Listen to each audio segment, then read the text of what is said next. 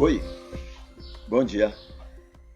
A gente vai estar mais uma vez juntos, não é? Cultuando, adorando ao Senhor, estudando Sua palavra, como todos os dias temos feito. Hoje nós estamos completando 158 cultos ao Senhor, não é? Quando estamos então nesse anseio de conhecer melhor a revelação de Deus.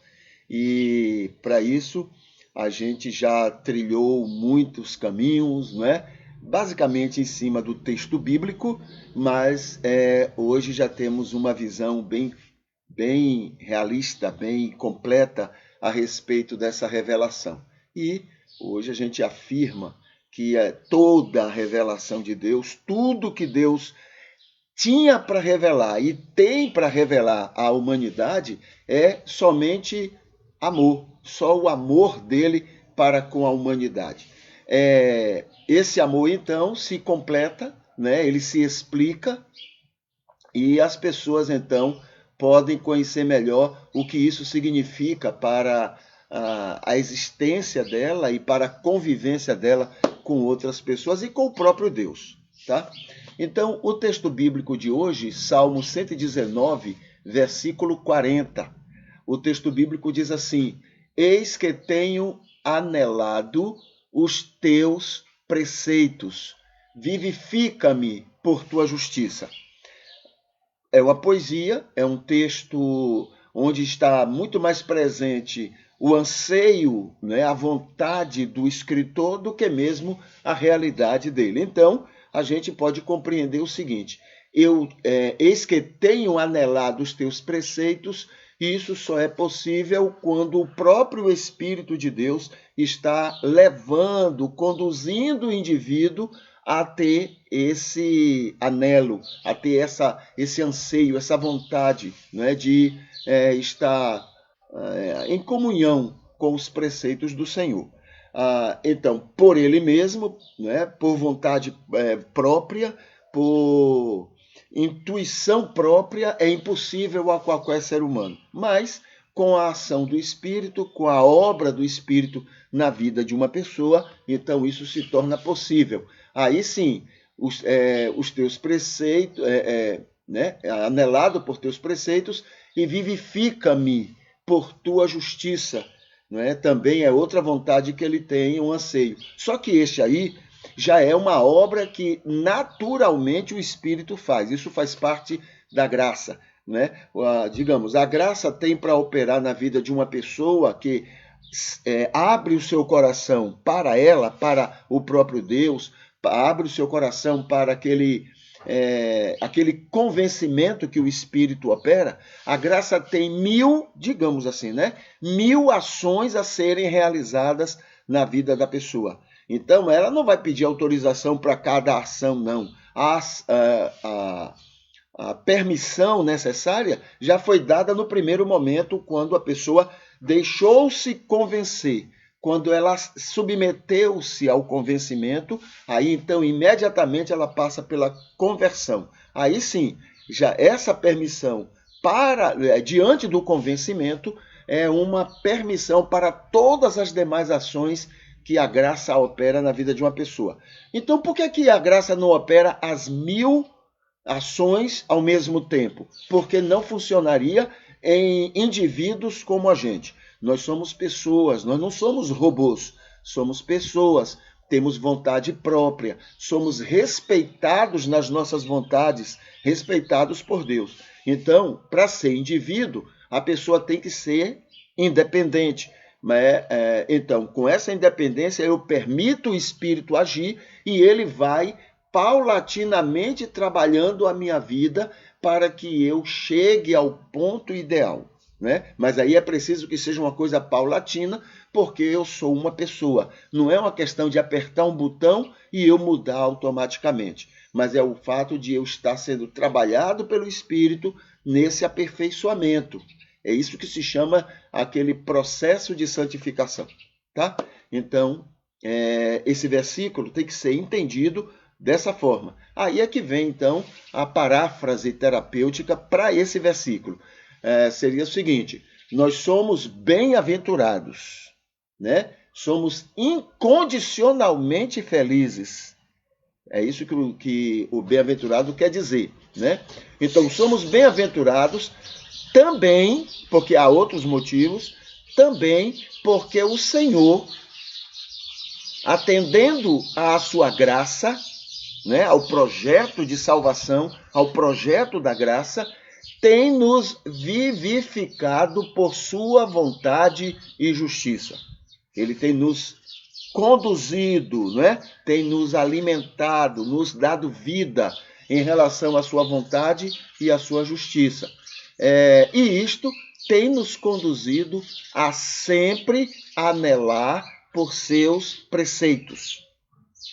Isso tem nos levado, não é, a sempre ter anseio pelos seus preceitos amorosos para conosco e com toda a humanidade, com todas as pessoas. Os preceitos dele demonstram, né? Você não vê aquilo, não matarás, não sei o quê, não roubarás, não tarará, né? E outros preceitos que estão ligados à lei, né? Entendida por Moisés. Pois bem, tudo aquilo que Moisés entendeu, Deus queria dizer o seguinte: eu amo vocês. Eu amo vocês, eu quero o melhor para vocês. Esse é o desejo de Deus, né? Essa é a revelação de Deus. Agora, claro que Moisés, dentro do seu contexto, não é, tanto pessoal quanto o contexto de sua época, ele compreendeu do jeito, aquela coisa, né, impossível, né? Vocês têm que ser assim, vocês têm que fazer isso, entendeu? Então essa é a diferença. Mas a revelação de Deus está justamente nisso, né? Nele dizer: eu amo vocês, e porque eu amo vocês, eu gostaria, não é? Eu desejaria que vocês fossem assim, assim, assim, assim, por amor, para o bem de vocês, né? Muito bem, então tem nos conduzido a sempre anelar por seus preceitos amorosos para conosco e com toda a humanidade. E isto tem nos vivificado mais ainda. Então veja que é um ciclo vicioso, um ciclo, né, virtuoso. Né? Ele nos vivifica, isso faz com que a gente anele cada vez mais sermos agradáveis a ele, fazer a vontade dele, até para o nosso bem, né? E ao fazer isso, nós somos mais ainda vivificados por ele. E aí recomeça todo o processo. Tá? Então, toda essa ação de Deus trabalha nesse sentido. E diante então disso, nós buscamos nos nossos cultos compreender como ele atrai os seus amados, né? Porque isso faz parte do amor. Você ama Então você quer atrair. Eu não conheço ninguém que ame e que queira que a pessoa vá para longe, fique longe, mantenha-se longe. Não. Quando você ama, você quer a pessoa perto. Por quê? Não só por causa de você, mas porque você quer o melhor para ela. E você imagina, principalmente Deus, que perto dele tem muito mais o que se desfrutar do que longe dele. Então, ele ama e ele anseia a nossa vinda para perto dele, para que a gente possa desfrutar melhor do que ele tem, né? Naturalmente, espontaneamente, o que ele tem a nos oferecer. E aí, para nos atrair, tem duas palavras que tem ali, e claro que tem outras maneiras, mas estão ligadas a essas duas palavras. Uma primeira palavra que ele, né, da atitude dele para nos atrair é perdoando-nos. Perdoando, veja só isso que eu vou falar, perdoando todo mundo. Todo mundo. É aquele perdão que Jesus pediu na cruz, lembra? Então, Jesus diz assim, Senhor, perdoa-lhes. Perdoa quem? Aqueles que estavam agindo contra ele, né? Aqueles que estavam pedindo, preferindo a morte dele. Aqueles que disseram, gritaram com muito orgulho, né? Eu estou falando de religiosos, viu? Pessoas religiosas que gritaram com muito orgulho, Senhor, falando para Pilatos, que o sangue dele caia sobre nós. Veja, onde o ser humano, pela religião, é capaz de chegar. Que o sangue dele caia sobre nós. Hoje parece uma coisa simples, porque na nossa cultura isso não significa muita coisa.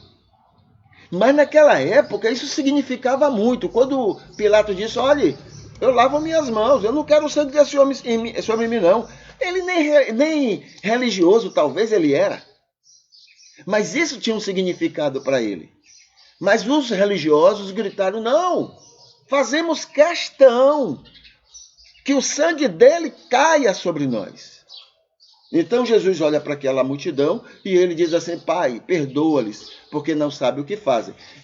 Perdoa, esse perdão aí não é o perdão ao estado de pecado, porque isso aí só é possível quando a pessoa quer, deseja. Tá? Aí é que entra o respeito à individualidade da pessoa. Quando, então, a pessoa anseia, ela deseja esse perdão. Aí esse perdão é concedido, aquele lá da cruz. Mas esse perdão que Jesus está falando é como se fosse assim, Senhor, tira, Senhor, afasta qualquer empecilho que eles estão criando para virem a mim. Perdoa, quer dizer, não deixa, Senhor, que esses motivos, isso que eles estão fazendo, faça com que eles fiquem mais longe, mais distante do que o que estão. Né? Então é nesse sentido, tá? Primeiro ele perdoa, ou seja, ele tira os muros, digamos assim, ele tira as dificuldades e ele então planta, coloca pontes, né? Facilita caminhos para que as pessoas possam vir ao encontro dele ou ele ir ao encontro dessas pessoas, tá bom? Essa é a primeira atitude, é o perdoar. E a segunda atitude é acolher. É o que ele diz, vinde a mim, vós que estáis cansados e oprimidos. Venham do jeito que vocês estão, tá? Então é nesse sentido que o texto bíblico, né, se ampara para nos mostrar a maneira como Jesus, como Deus atua para nos atrair para perto dele. E esse acolher tem a ver com não espantar a pessoa, não ficar julgando e condenando. Jesus diz, olha, eu não vim para julgar, eu não vim para condenar. Isso quer dizer o seguinte, essa coisa de julgar e condenar os outros, até porque não temos nenhuma condição de fazer isso, porque além de termos os nossos erros e nossos defeitos, né, nós não sabemos tudo a respeito da situação daquela pessoa, por que ele fez aquilo, o que levou ele a aquilo. Então não temos essa condição. Além disso, mesmo que tivéssemos, não é nossa autoridade, não nos foi dado essa autoridade. E isso termina afastando as pessoas, né? Olha, presta atenção na vida das pessoas que têm a facilidade de julgar as outras. Elas terminam ficando sozinhas, porque as pessoas têm medo de chegar perto delas, porque se elas estão julgando para mim a fulano de tal, ela também está me julgando para fulano de tal, está julgando a meu respeito. Né? Então, não é isso que Deus quer. Deus quer que a gente abandone essa coisa humana, né? E possamos estar mais perto, porque é dessa maneira que Ele termina abençoando mais essas pessoas. Falando sobre o culto a Deus, o verdadeiro culto ao Senhor Deus, né? Mais um bom exemplo do que seja realmente cultuar a Deus. O que é que realmente agrada a Deus, tá? Bom dia, irmã Ivete. Muito bom dia para você. Eu coloquei, irmã Ivete, em uma das suas, né, dos seus comentários, eu coloquei o meu telefone para que você, lá pelo WhatsApp mesmo, escrevesse para a gente manter, até para que eu saiba o seu e a gente possa fazer um contato, tá bom? Eu gostaria muito, né, de estar conversando contigo sobre como é que estão as coisas, enfim, matar muito a saudade. Muito bem, sobre o culto a Deus. Uma das maneiras poderosas de cultuar a Deus, tá? Isso é o que a gente vai conversar um pouquinho agora. Uma das maneiras de cultuar poderosamente a Deus é manifestar-se. Manifestar-se pela África e pelos africanos. A gente se manifestar a esse sentido. É um grande exemplo de culto ao Senhor Deus. Não só pela situação em que eles estão, já que são pessoas amadas de Deus, mas porque nós, cristãos, nós do cristianismo, fomos a causa da situação que eles estão atualmente. Entendeu? Então, nós precisamos nos manifestar. Precisamos colocar isso em pauta, porque isso é esquecido. Já que não incomoda os ricos, então é esquecido, ninguém lembra disso. Quem é incomodado é pobre. Então, quanto menos a gente souber e lembrar disso, fica melhor para a sociedade. E a gente não pode aceitar isso. Entendeu? Foi o cristianismo europeu que fez aquilo com a África. Os países cristãos da Europa, num determinado momento, sentaram, não colocaram um africano na conversa, não. Tiraram todos. Somente eles. E pegaram a África com uma faca e dividiram o continente. Olha, essa parte aqui é sua, essa parte aqui é sua também. Ainda provavelmente até louvando a Deus, viu? Olha, graças a Deus ele está nos dando essa parte aqui da África para a gente explorar e tirar tudo que eles têm lá, inclusive os homens fortes para a gente escravizar. Esse outro aqui, receba e louve a Deus. Você também, Alemanha, pega aqui essa parte, louve a Deus, porque você vai ficar com essa parte. Bulgária, Bélgica, França, Holanda, todo mundo ficou com um pedacinho da África. E tiraram até leite de pedra. E hoje nós temos a África do jeito que está, simplesmente esquecida. E quando os africanos entram em botezinhos pequenos para atravessar o Mediterrâneo para ir para a Europa, lá tem paredões, tem polícia, tem tudo para que eles não entrem na Europa. Tudo isso foi feito por cristãos. Entendeu? Não era, não. Olha, queridos irmãos.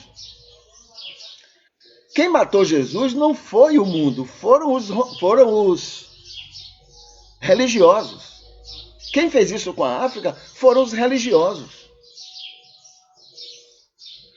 A gente precisa acordar para isso. A gente não pode ficar indiferente a isso, não. A gente tem que tomar posições. Entendeu? Zacarias 4:6 diz que nem por força nem por violência, mas pela passividade do espírito. Eu também concordo. Eu acho que é uma maneira. Agora, não podemos é ficar em silêncio, como se nada tivesse acontecido. É preciso que seja feito alguma coisa. Esse capitalismo que também nós criamos,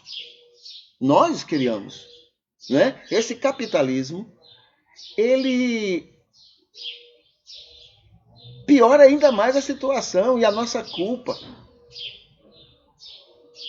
Por último, né? Agora para tentar ver se revertendo aquela situação lá, não é o capitalismo, não. A China está entrando na África para fazer um projeto de ganha-ganha, ou seja, ela vai ganhar, mas também aqueles povos vão ganhar com plantações de eucalipto e essas coisas todas. Tem uma série de investimentos que estão sendo feitos lá. Mas veja só, nós cristãos estamos falando, criando situações para que isso não aconteça lá, para que nem nós façamos nada, nem eles façam nada, porque ficam naquela perseguição, né? Os Estados Unidos com medo de perder o que já perdeu, que é aquela coisa imperialista dela. Então ela fica criando propaganda, inclusive entre nós evangélicos, de que lá a China é o diabo, que a China é isso, que a China é aquilo. Mas hoje quem está melhorando a vida do africano é justamente ela. Quer dizer, ela está fazendo isso e é o diabo. Agora, quem fez isso é de Deus. Percebeu o que é propaganda? Como é que a propaganda funciona? E a gente cai direitinho nisso. Então precisamos tomar uma posição. Não sei o que fazer, não sei o que falar, mas nós temos uma rede social. Vamos acordar, vamos falar. Se um falar, se outro falar, se outro falar, as coisas vão mudando. Daqui a 100 anos, quem sabe, o cristianismo acorda. Mas precisamos começar. Tudo que a África tem hoje, todos os sofrimentos, não é culpa deles. Não é castigo de Deus, como eu já vi evangélico falar. É porque nós, né, na Europa, aqueles países que hoje são ricos lá na Europa, aquilo tudo foi assaltando a África. Evangélicos, católicos, cristãos, assaltantes. Os Estados Unidos enriqueceu pegando africanos de lá e espalhando como escravos no mundo. Evangélicos, cristãos. Inclusive eu coloquei aqui, depois eu vou falar nos comentários, né? Deixa eu ver se já é o momento, não. Nos comentários a gente vai falar um pouquinho, eu vou até lembrar, eu espero que eu me lembre para poder falar a vocês a palavra de Gandhi a respeito do cristianismo, né? Muito bem, então que a gente faça alguma coisa, né? Se a gente fica indiferente àquilo, aquele culto do domingo, irmãos, que conversa fiada. Aqueles africanos, Deus ama intensamente aqueles queridos que nós exploramos e roubamos a riqueza deles. Deus ama. E Deus não fica alegre com a gente dizendo, Senhor, Deus, enquanto a gente não faz nada para recompor, para ressarcir os assaltos que nós fizemos lá. E depois a gente diz, o cristianismo é uma religião abençoada. Olhe como os países cristãos são ricos. Ricos desse jeito. Ricos desse jeito. Não é bênção de Deus, não. Isso é maldição. Assalto, mentiras, bandidagem em cima desses países. Então, se a gente não se preocupa com isso, o culto do domingo fica vazio, viu? Fica sem valor, sem importância. A melhor adoração a Deus é ser bênção de Deus aos outros. Tá bom? Vamos aqui para o texto bíblico. Eu estou um pouquinho atrasado, né? Mas vamos ver o que é que dá certo aqui. O texto bíblico, nós estamos em Colossenses, capítulo 4. Tá? Deixa eu botar aqui nos comentários o esboço do Colossenses. Muito bem. daqui, capítulo 4, versículo 6. Olha, o Colossenses, começamos com o versículo 1, que falamos que é uma continuação do capítulo 3. Depois vem o capítulo, a continuação, né? Versículo 2 e diante, que são orientações finais do... Eu vou até botar aqui. São instruções finais, né, da carta. Já vimos versículos de 1 a 5, agora veja só o versículo 6. A vossa palavra, falando para os cristãos de Colossos, tá? A vossa palavra, e serve para nós, a vossa palavra seja sempre com graça. O que quer dizer isso? A vossa palavra seja sempre agradável. A vossa palavra seja sempre abençoadora. A vossa palavra seja sempre dosada de doce. Não é porque eu estou falando uma verdade que eu tenho autorização de falar de qualquer jeito. Entendeu? Uma verdade pode ser prejudicada porque eu uso a maneira errada para falar. Então ele diz, a vossa palavra, queridos, mesmo que sejam verdades, elas devem ser faladas com graça, com atrativamente, abençoadoramente, interessada no bem do outro, com amor, com carinho, com graça, temperada com sal. Tem dois sentidos aí, né? Primeiro, porque nós somos sal. Então tem que ser temperada com esse espírito bem-aventurado que temos, com esse espírito, não é, de novas criaturas, com esse espírito de amor. Ora, se nós somos amados, a tendência é nós amarmos. Quando eu não me sinto amado, a tendência é eu agir sem amor.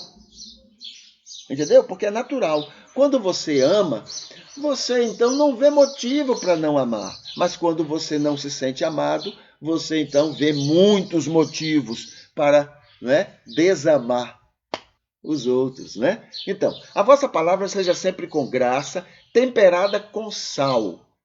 O primeiro sentido que eu falei é o fato de estar a gente falando e a gente ser o que a gente é, sal da terra, né? Mas também a ideia de Paulo aqui, ele está usando o temperado com sal porque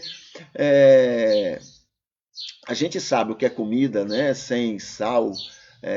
Por mais gostosa que ela seja, ela perde o gosto, porque o papel do sal é justamente despertar o sabor natural daquela comida, né? Então, que seja temperada com sal. Aquilo que você tem a falar, tempere.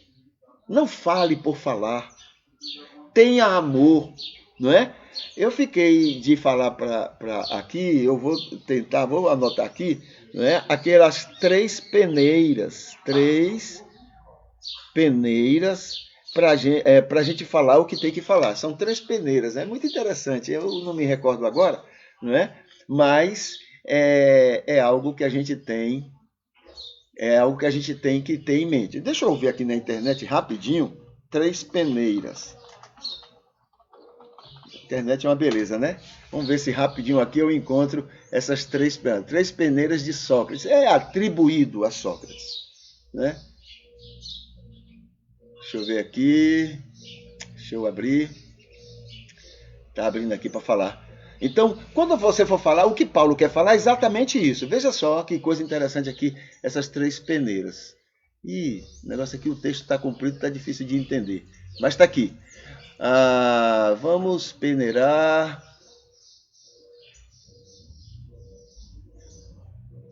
Devemos sempre usar as três peneiras, senão... A primeira peneira tem certeza que isso que você vai dizer é verdade? Olha que coisa interessante. Primeiro, isso que você vai falar é verdade? Tem certeza? Ou ouviu falar e não teve nenhum interesse de pesquisar se aquilo é verdade, né? O que você vai falar é verdade? A segunda palavra é bondade. A segunda é a bondade, né? Com certeza deve ter passado a informação pela peneira Aqui ele está trabalhando, mas a segunda peneira é a bondade. O que você vai falar vai transmitir bondade para com a pessoa que vai ser alcançada, ou a pessoa que você está falando? Vai transmitir bondade. Isso é ser temperado com sal. E a terceira é utilidade. Bondade e utilidade. O que você vai falar pode ser verdade, pode estar acompanhado de bondade, mas a pergunta é, vai ter utilidade? Vai servir? Vai ser útil? Vai ser abençoador? Vai servir para que outras pessoas se beneficiem? Então, essas três peneiras, não é, devem ser atendidas quando a gente, então... E Paulo está dizendo isso. A vossa palavra seja sempre com graça, temperada com sal, para saberdes como deveis responder a cada um que, manter contato, conversar com você. Tá bom? Então, essa é a orientação de Paulo aqui no versículo 6 do capítulo 4 de Colossenses. Muito bem, vamos aqui agora para recados bíblicos aos ricos. Tá bom? Recados bíblicos aos ricos. Tentar entender por que Jesus mandou o jovem rico se tornar pobre para herdar o reino de Deus.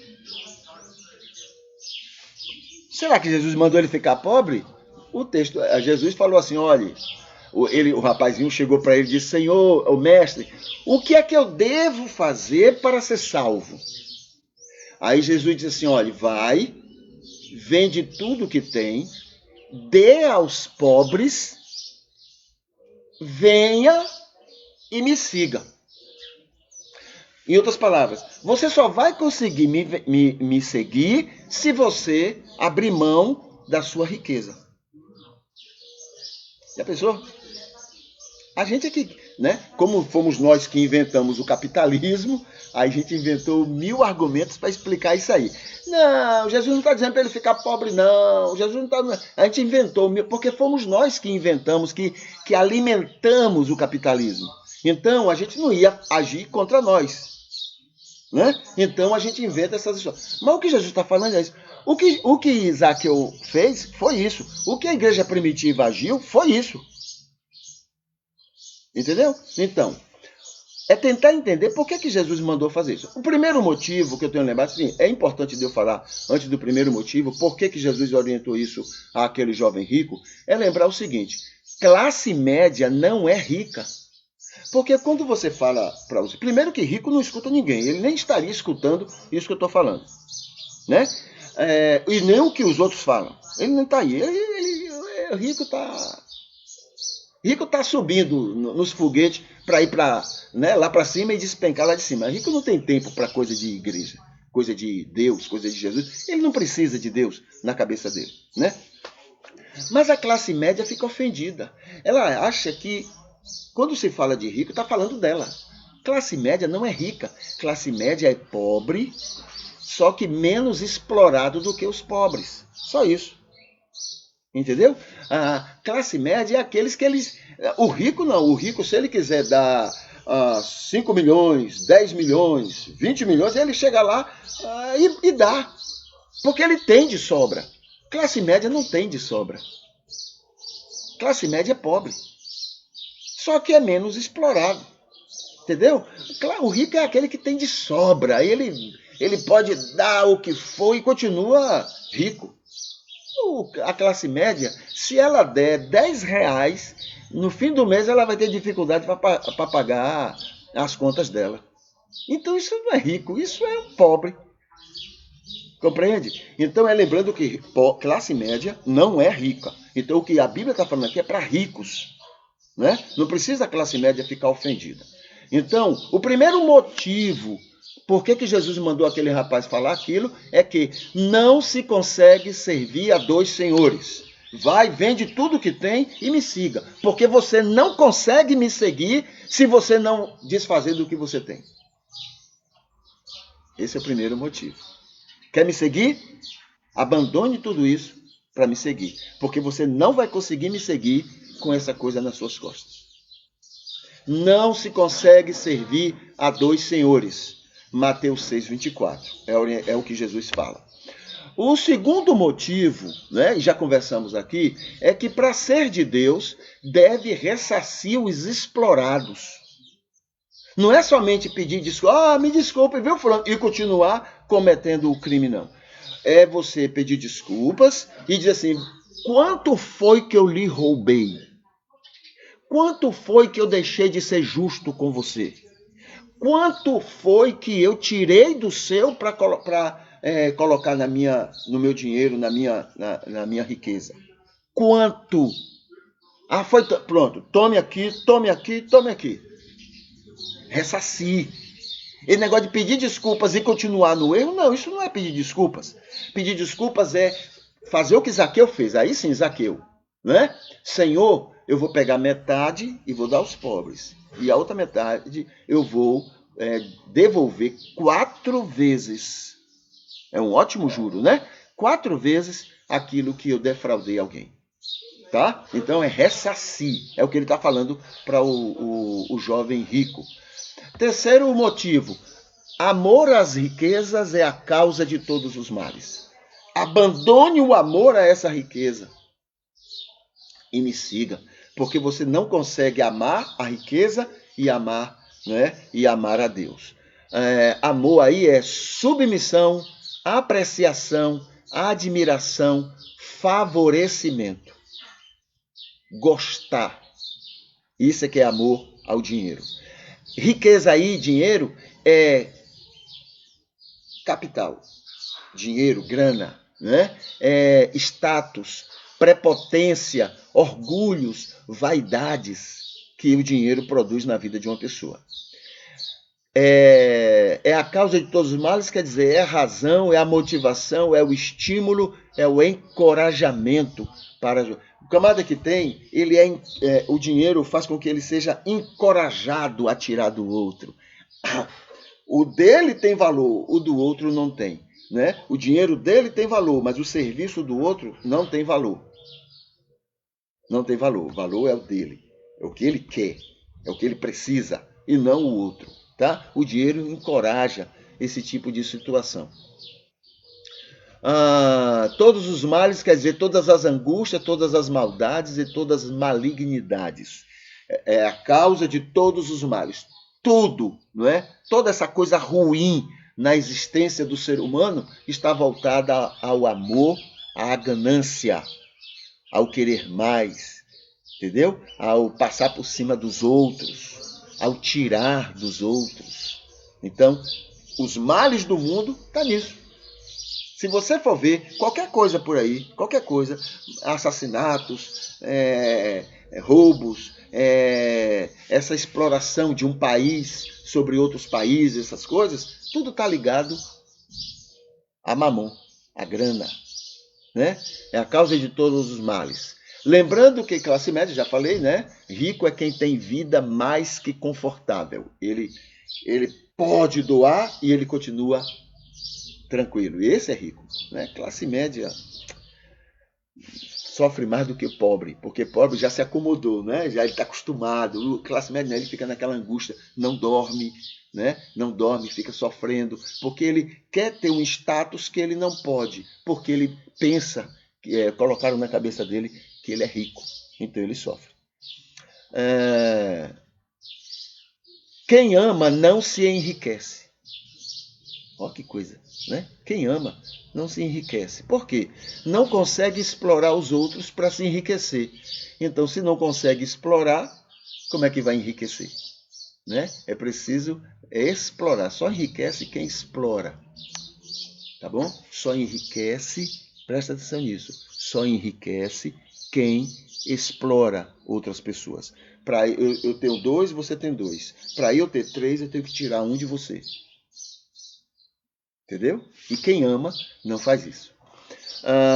Enquanto não enriquece, enquanto vê outros empobrecendo e sendo explorado. Quem ama não consegue ver isso. E quem ama, né, não enriquece porque faz exatamente como Zaqueu. Tá? É uma coisa natural. Não precisa Deus mandar. Isso termina sendo uma coisa espontânea. Lembra do que aconteceu em Jerusalém, capítulo 2 de Atos? Né? Por exemplo, eu tinha alguma coisa, aí eu ia para aquela igreja. Então todo mundo estava fazendo e eu fazia também. Eu pegava tudo que eu tinha, vendia, pegava o dinheiro e dava ali. Olha, todos nós vamos ter direito a isso que eu tenho. Todos nós vamos desfrutar disso que eu tenho. Ninguém vai passar dificuldades aqui. Entendeu? Então é assim que acontecia na igreja de Jerusalém. Era um comunismo lá. Parece um pecado, né? Na cabeça de alguns teólogos aí, né, de alguns capitalistas, isso é um pecado. Mas dá uma lida no texto de Atos, capítulo 2, versículo 42 a 47, e veja se eu não tenho razão. Não tem para onde correr, não.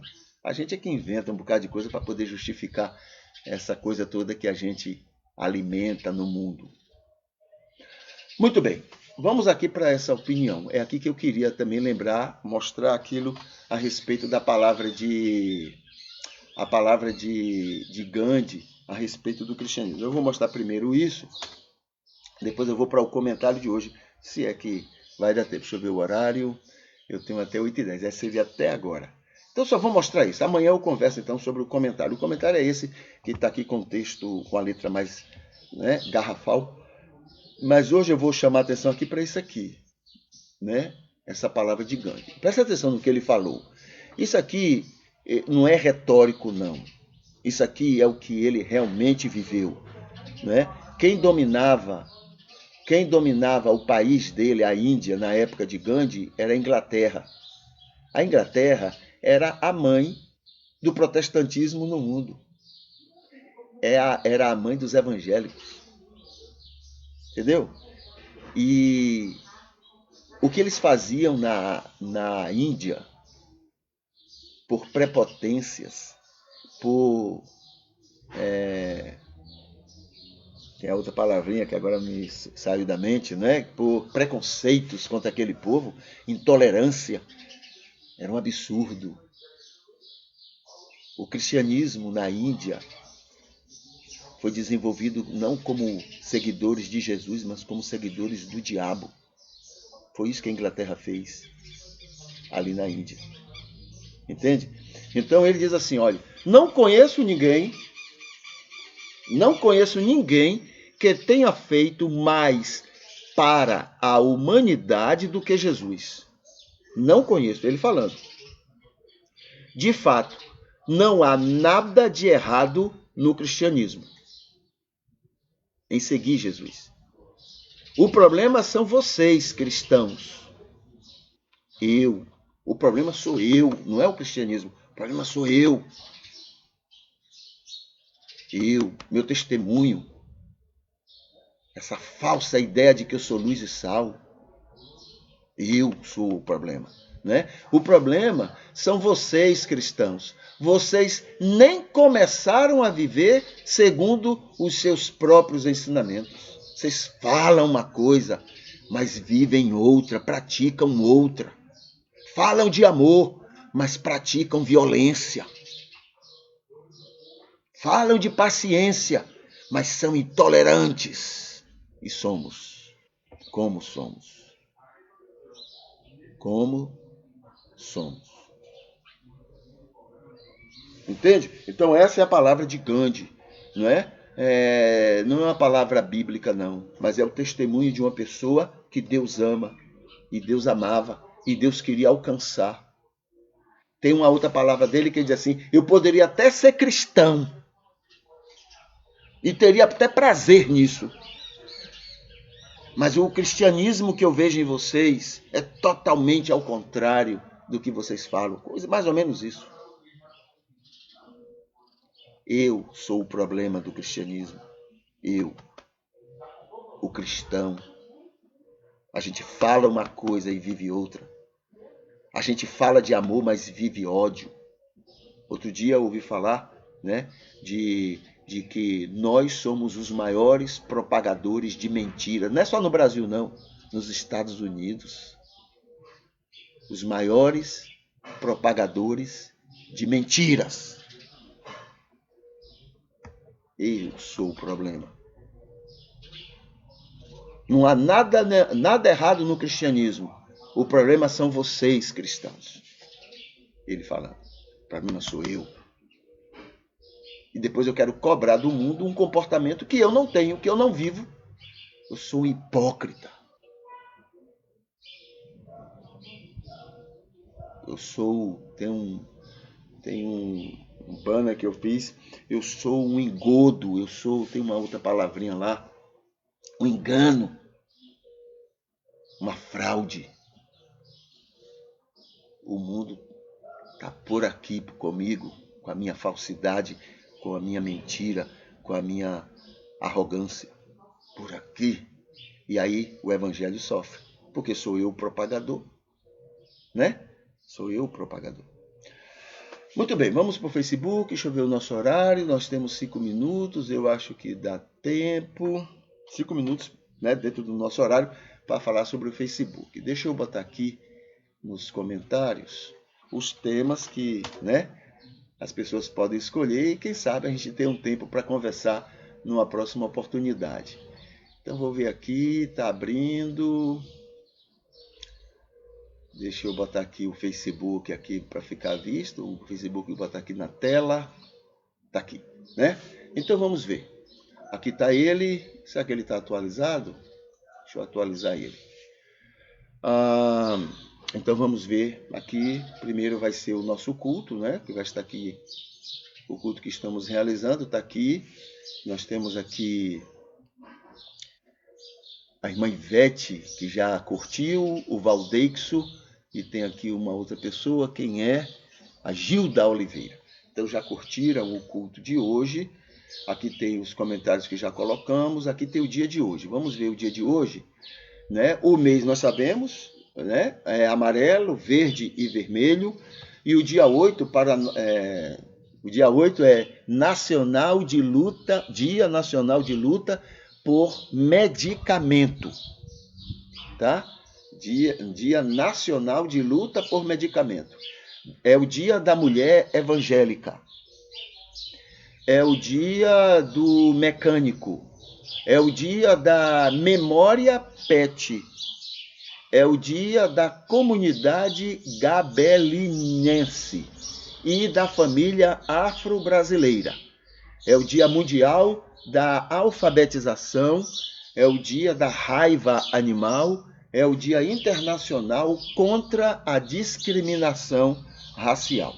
Tá? Então, esses são, né, os comemorativos do dia de hoje. Aqui tem a entrevista ontem que tivemos com Cristina, falando sobre harmonia conjugal e falando sobre, né, opções de uma mulher ante um casamento infeliz. Então ela esteve conversando e aqui está o vídeo, né, da entrevista com ela. Aqui tem um vídeo estudo sobre a armadura de Deus. É uma tradução terapêutica, né, do texto sobre a armadura de Deus em Efésios 6, 10 a 20. Aqui tem um outro estudo sobre amor, as 10 mensagens mais importantes na Bíblia, os 10 personagens bíblicos mais lembrados. Aqui tem aquele vídeo que eu já passei aqui desse senhor, né, pedindo desculpas ao mundo pela nossa arrogância, a arrogância dos cristãos, a arrogância dos que se dizem cristãos, tá? Então, ele pedindo desculpas nesse sentido. E aqui tem o culto de ontem. O culto de ontem nós tivemos a curtida, né, da irmã Wildes Pereira, o Adson Costa, Ivete Espíndola e Ebenezer Freire de Souza. Então, esses curtiram, né, esses queridos curtiram o culto de ontem. Deixa eu ver se eu tenho aqui algum comentário ou algum assunto para tratarmos. Não temos, tá? Não temos. Deixa eu ver o horário. Temos 2 minutos. Ontem nós falamos sobre a graça. Sobre a graça de Deus, a importância, o projeto, o plano, né, da graça. Nós fechamos esse assunto. E vamos ver então o assunto seguinte, é sobre a herança eterna. Herança eterna, aqui tem primeiro item sobre a herança eterna, são bênçãos normais. É a ideia de que faz parte da herança eterna de Deus as bênçãos normais que a gente recebe, né, o tempo todo. Então, o fato de sermos abençoados faz parte dessa herança eterna. Só para salvos? Não. É uma herança que mesmo o não salvo recebe neste mundo. Tá? Ele só vai perder quando ele for para, se ele não for para a eternidade com Deus, aí ele perde o restante dessa herança eterna. Mas Deus ama a todos e tem um carinho especial, né, por aqueles que ainda estão correndo o risco de passarem a eternidade longe dele. Então, essa herança eterna que pode e acontece com bênçãos, né, naturais neste mundo, também alcança a pessoa que não está ligada, voltada ao compromisso com Deus. Tá bom? Muito bem. Deixa eu voltar aqui. Nós vamos ter então o nosso momento de oração. Vamos ter o nosso momento de oração.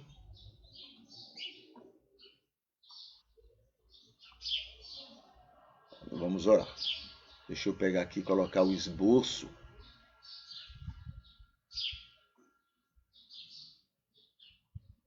Colocar aqui o esboço. Por que é importante isso aqui? Eu já expliquei, né? Tem muita gente que, por um motivo ou outro, querem ir no culto diretamente ao momento que aconteceu determinadas coisas, determinadas falas, determinados ensinos que nós estivemos conversando aqui. E por esse material que a gente vai colocando aqui nos comentários, tem lá um horáriozinho, ele clica e aí a gravação vai direto para aquele local, tá bom? Então vamos para a oração. A gente vai agradecer porque Deus usa pessoas para nos abençoar. E vamos pedir para que Ele nos use para abençoar as pessoas. Tá? É só isso. Isso é ser luz, isso é ser sal. Tá bom? Vamos orar. Querido Deus, amado Senhor, muito obrigado, porque Tu tens nos abençoado muito, ou diretamente ou indiretamente. E Tu tens usado muitas pessoas, muitos anjos, para todos os dias serem bênção na vida da gente. Muito obrigado por eles, muito obrigado pela importância deles, muito obrigado porque Tu tens contado com eles para serem, ó Deus, essas bênçãos maravilhosas no dia a dia da gente. Pedimos agora, Senhor, que Tu nos uses para que também muitas pessoas sejam abençoadas, muitas pessoas se sintam abençoadas na convivência com a gente. Pedimos isto, Senhor, porque primeiro queremos Te glorificar e segundo porque somos abençoados e queremos abençoar outras pessoas. Pedimos isto, agradecemos e louvamos no nome de Jesus. Amém. Muito bem. Aqui tenho alguns lembretes, né? Hoje à noite a gente vai ter uma conversa com a Vânia Costa. A gente vai conversar também sobre o que uma mulher, né, as opções que uma mulher tem diante de um casamento infeliz. A gente vai conversar com a Vânia. No link 10, 11 e 12 desse culto, né, da descrição desse culto, você tem informações sobre a casa de apoio. Tá? 10, 11 e 12.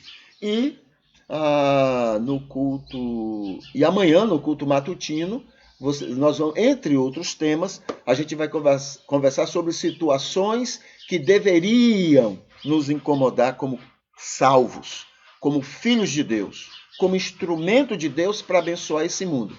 E algumas respostas a algumas questões que algumas pessoas levantam. Aí são as opiniões que a gente tem dado, tá bom? Isso aí vai ser no culto de amanhã.